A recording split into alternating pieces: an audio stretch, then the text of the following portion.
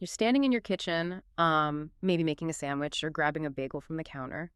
And right there, scattered across the crust of that bread, are these tiny, pale, seemingly insignificant little specks. Yeah, just everyday white sesame seeds. Exactly. Usually, we don't give them a second thought at all. They basically just act as a visual garnish. Right, providing a little bit of texture and a subtle, nutty flavor. Yeah, a flavor that you barely even notice unless it's entirely missing.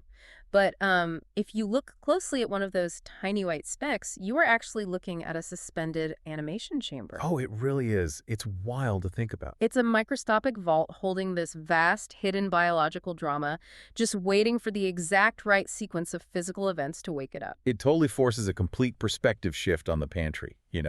We are so conditioned to view the items in our spice racks and our set boxes as completely static objects. Yeah, we just call them ingredients. Right. But from a botanical standpoint, a seed is an organism in a state of deep cryptobiosis. Cryptobiosis. That sounds like intensely sci-fi. I mean, it kind of is. It is a living entity that has dramatically slowed its metabolic rate, sometimes pausing it for years, basically. Wow, just waiting. Exactly. Waiting for a highly specific environmental cue to restart its biological clock. And that transition, from a dormant speck sitting in a glass jar to a living, growing root system is the mystery we are unpacking in this deep dive. It's a fascinating process to break down. We are looking at some incredible gardening notes that detail an experiment in germinating an everyday white sesame seed. We are going to unpack the highly specific anatomy of the seed itself. Figure out the exact physical triggers needed to break its dormancy. Yeah, and also explore the incredibly frustrating reasons why so many of the seeds we interact with completely fail to wake up. To set the stage here, it is worth noting that sprouting sesame isn't exactly a new concept, Yeah. but white sesame presents a really distinct puzzle. Right, because black sesame seeds are a bit different. Yeah, black sesame seeds have a pretty well-documented track record for successful home sprouting. But the white ones, they introduce a whole new set of physical vulnerabilities. So we are tracking a specific life cycle experiment from our source to see what it actually takes to get a white sesame seed to transition from an inert kitchen staple back into a living plant. Which is no small feat, as we'll see. Okay, let's unpack the first major hurdle. Because before we even think about introducing water or creating a microclimate, we have to look at the physical structure of the seed you're actually buying. Right, the physical condition is everything. There is one massive make-or-break characteristic that determines whether a seed has any potential for life at all, and that is the difference between a hulled seed and an unhulled seed. Yes. If you are starting with a hulled white sesame seed, your chances of getting a sprout are virtually zero. That physical distinction is the absolute baseline for viability. I mean, the hull is the outermost protective layer, the seed coat. And most of the ones we buy are hulled, right? Exactly. In commercial processing, white sesame seeds are frequently hulled to make them softer, give them more uniform pale appearance, and remove some of the slightly bitter compounds found in that outer skin. Which makes sense for cooking. Sure, culinary-wise it's great, but the biological cost of that cosmetic improvement is complete sterilization.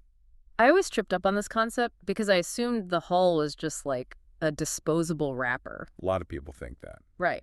If you want the plant to break out and grow, wouldn't removing the shell actually help it out? It feels a bit like peeling a piece of fruit. By taking the rind off, yeah. Yeah, you take the thick skin off an orange to get to the actual fruit inside. But looking at the mechanisms of seed processing in the source material, peeling this particular layer seems to violently destroy the core in the process. The fruit analogy makes sense visually, Yeah. definitely, but structurally, it's a lot rougher than peeling an orange. How so? Think of it less like peeling a piece of fruit and more like taking an industrial belt sander to a jawbreaker. Oh, wow. That paints a completely different picture. Right. To understand why it's so destructive, we have to look at the microscopic anatomy inside that tiny seed. A sesame seed contains an endosperm, which is the food supply, and the germ. And the germ is the actual plant embryo, right? Exactly. The germ consists of the protocells that will eventually become the first leaves, and the radicle, which is the embryonic root. And that embryonic root is the fragile payload we're talking about. Highly fragile. And more importantly, it is situated precariously close to the apex of the seed. right near the edge. So it's not buried deep in the center? No, not at all. So when commercial processors hull a sesame seed, they don't delicately peel it. They run massive batches of these tiny seeds through mechanical abrasion. Just scraping them. Yeah, they're vigorously rubbed against machinery or even against each other to shear off that outer coat. Oh, man. So because the germ sits right at the edge of the seed structure, that mechanical friction doesn't just take off the skin? Exactly. It physically shears off the radical. The fragile embryo gets crushed or just scraped away entirely. So the payload is just gone. Poof, gone. To the naked eye, the seed looks like a perfect, pristine little teardrop shape. But the microscopic biological engine has been completely decapitated. Biologically speaking, it is an empty vessel at that point. Mhm. It retains all the oils and proteins that make it taste good on a hamburger bun, sure. But the life is gone. Right. The cluster of dividing cells required for life has been structurally obliterated. So the primary rule for any botanical experiment like this is securing a raw, completely unhulled seed. The armor must be intact. Yes, the armor must remain so that the delicate embryo stays locked safely inside. Okay, so let's say we've done that. We've sourced unhulled white sesame seeds. The embryo is whole. Now we have to actually trigger the germination. This is where it's really interesting. Yeah, because the method used in our source completely bypasses the most fundamental thing we associate with growing plants, which is dirt. Right, no soil. There is no soil involved at all. The method relies entirely on a damp paper towel folded inside a plastic bag. It sounds too simple, doesn't it? It really does. I initially assumed seeds needed soil immediately to, draw nutrients, but this process strips the environment down to just wet paper. Well, soil is actually a terrible, unpredictable place to try and wake up a vulnerable embryo. Really? Why? A seed like this doesn't need external nutrients to germinate. As we mentioned, it packs its own lunch. Right, the endosperm. Exactly. The endosperm contains all the fats and carbohydrates the plant needs for its first few days of life. What it needs from the environment is a highly specific physical trigger. And soil just introduces way too much chaos. Chaos like what? Soil has fluctuating temperatures, wildly varying moisture levels, and millions of hungry fungi and bacteria just waiting to consume a nutrient-dense seed. Oh, yeah. I guess it is basically a biological war zone in the dirt. It really is. So by using a paper towel, you are eliminating that war zone and creating a highly controlled, sterile incubator. You are isolating the variable. Precisely. The paper towel method leverages capillary action. When you dampen the paper, making sure it's moist but not pooling with water, the fibers deliver a consistent, even supply of moisture to the seed coat. And that kicks off the waking up process. Right. It initiates a process called imbibition. The dry seed acts like a sponge, just absorbing water through his coat. I can picture that. And then what happens inside? As water rushes into the cells, it creates immense internal turgor pressure. This swells the tissues and physically forces the seed coat to crack open. So the water pressure literally breaks it out of its shell. That's amazing. And I assume the plastic bag traps the humidity so that the capillary action doesn't just dry out halfway through the process. Yes, moisture retention is key. But the bag isn't fully sealed, right? Because they still need to breathe. Oh, they desperately need to breathe. Germination requires massive amounts of cellular energy, meaning the seed is rapidly consuming oxygen and expelling carbon dioxide. So if you seal it up tight, It will literally drown or suffocate. If you submerge the seed in a cup of water or seal it in a completely airtight container, it dies. okay, so the folded paper towel in a loosely closed bag maintains maximum humidity while still allowing for that essential gas exchange. Exactly. It's a delicate balance. The time frame for this is what really caught my attention in the notes. In this optimized microclimate, the window for success is incredibly tight. We're talking 24 to 48 hours. It happens so fast. I find it amazing that a seed can sit in a warehouse for a year doing absolutely nothing, but the moment the turgor pressure hits and the oxygen flows, it explodes into life in a single day. The rapid timeline is actually a biological necessity for a seed this small. Because its internal energy reserves are so limited, it just cannot afford a slow, drawn-out awakening. It has to hustle. Right. Once imbibition triggers the release of metabolic enzymes, the clock is ticking. If it doesn't push a root out and start seeking external energy within that 48-hour window, it simply won't survive. Which brings us to the most frustrating part of this experiment. You can secure unhulled seeds, you can perfectly calibrate your paper towel incubator, you can nail the moisture levels. If you do everything right. Yeah, and 48 hours later, you open the fold to find a soggy, inert piece of paper. The seeds just sit there. It's the worst feeling for a gardener. The anatomy is intact, the environment is perfect, but the biological spark is completely absent. When an intact, properly hydrated seed fails to germinate in that optimized 48-hour window, we can deduce that the seed has fallen victim to one of three invisible culprits. The three horsemen of non-viability. Exactly. Cellular aging, industrial heat treatment, or commercial irradiation. Age is probably the easiest variable to grasp here. Even a seed in deep dormancy is subject to entropy, right? Of course. Nothing lasts forever. The lipids inside the seeds slowly oxidize over time, the cell membranes degrade, and eventually the internal battery just runs out of charge. Just gets too old to wake up. But the other two culprits, heat treatment and irradiation, are fascinating because they represent a direct conflict between commercial food logistics and biological viability. It's a massive paradox in our food system. The very processes designed to make these seeds safe for our grocery store shelves are exactly what guarantee they will never grow. That paradox is the defining feature of the modern agricultural supply chain. The logistical network demands longevity, stability, and pathogen control. Which makes sense when you're shipping across the world. Absolutely. When you ship tons of raw seeds across oceans or store them in massive silos, moisture is your biggest enemy. Mold can ruin an entire shipment in days. So how do they fight that? To prevent it, commercial facilities often put seeds through heavy heat treatments to drop their internal moisture content to near zero.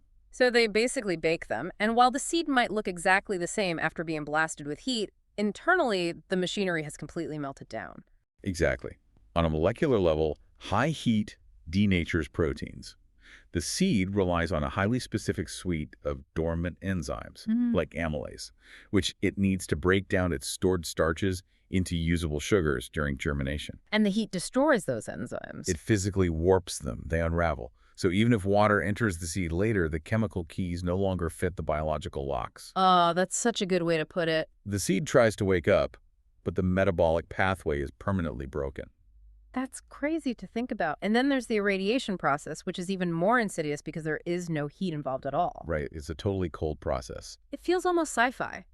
To control pests, kill bacteria like salmonella, and extend shelf life without cooking the food, processors blast the seeds with ionizing radiation, like gamma rays. Gamma rays, yes. Ionizing radiation is incredibly effective at sterilization because it passes right through the physical structures of the seed and targets the DNA directly. It just cuts right through the hull. Exactly. The gamma rays sever the chemical bonds in the genetic material, causing double-strand breaks in the DNA helix. Wow. The seed's hull remains pristine. Its protein and oil profile remains completely unchanged, meaning it tastes exactly as it should. But the cellular blueprint required for cell division is scrambled beyond repair. It's like having a perfectly constructed house, but the wiring behind the walls has been secretly shredded. That's exactly it. You can flip the switch all you want, but the lights are never going to turn on. You have this incredibly resilient hull guarding the embryo, but the invisible rays of commercial processing bypass the armor entirely and just scramble the core. And this is why we operate under this persistent consumer illusion. We think that if an ingredient is sold as raw or natural, it retains its biological essence. But it doesn't always. No. A raw, unhulled sesame seed that has been irradiated is functionally a ghost. You cannot see heat treatment, you cannot see irradiation on a nutrition label. So how do you know? The only way to uncover the invisible history of that seed is to subject it to the 48-hour paper towel test. It forces the seed to prove whether it is still a living organism or just a highly stable packet of inert carbohydrates. Knowing the sheer gauntlet these seeds go through, the mechanical violence of hulling, the enzyme-destroying heat, the DNA scrambling radiation. Feels a lot. Yeah, attempting to sprout a commercial seed feels like a fool's errand.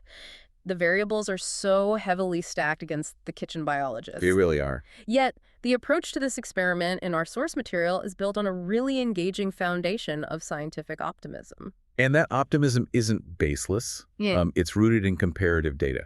The expectation of success here comes from the established baseline of sprouting black sesame seeds. So they've done this before successfully. Yes. By using known data to model an expected outcome for a new variable, we are seeing the scientific method applied in its purest, most accessible form. So if the methodology works for the black seeds, the hypothesis is simply that white seeds share the same biological imperatives, and they should respond to the exact same physical triggers. Assuming they have successfully navigated the supply chain gauntlet, yes. You have proven the methodology works. Right. You know the paper towel provides the correct capillary action and gas exchange. You know the black seeds manage to avoid lethal levels of heat and radiation. Okay, I follow. Therefore, if you apply the exact same controlled environment to a fresh batch of unhulled white seeds, you have isolated the variables enough to genuinely test their viability. It really strips away the mystery of having a green thumb, you know? Oh, completely. It isn't magic. No, it's just observation, deduction, and an understanding of physical mechanics.